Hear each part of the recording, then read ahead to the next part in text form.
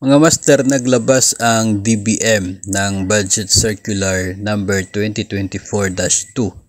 Ito po yung bagong guidelines sa pagbayad ng communication expenses para sa mga government personnel. Piling government personnel lamang mga master ang nabanggit sa budget circular na ito. At kapansin-pansin na yung mga mas mataas na salary grade hanggang sa salary grade 31 ay allowed ng maximum monthly communication expense na 8,000.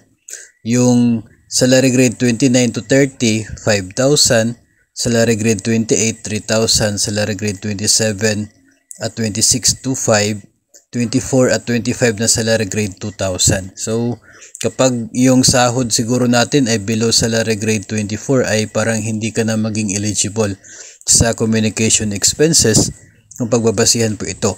May nakasulat naman po sa guidelines na ito yung mga hindi salary grade 24 ng central office at sa regional office ay pwede pa rin mabigyan ng nasabi pong reimbursement ng communication expenses po nila, provided na mayroon po silang special authorization coming from the head of agency.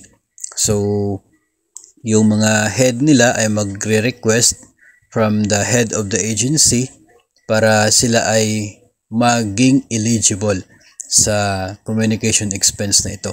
Ito po ay nag-i-exist na sa ngayon sa mga ilang government personnel. Pero dito po sa guidelines na ito ay pinapayagan sila na ipagpatuloy pa yung kasalukuyang setup until December.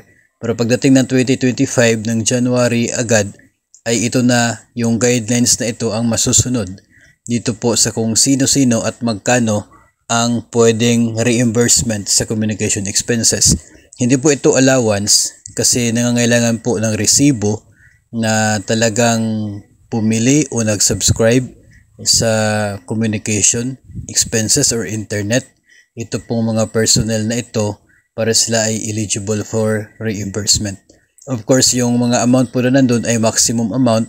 So, ibig sabihin kahit 8,000 po yun kung yung kanilang subscription ay nasa 5,000 lang. So, 5,000 lang yung ibibigay sa kanila na reimbursement. So, siguro po ay may ibang mga tumatanggap ngayon na apektado dito sa guidelines na ito na magsisimula yung full implementation pagdating ng January 2025.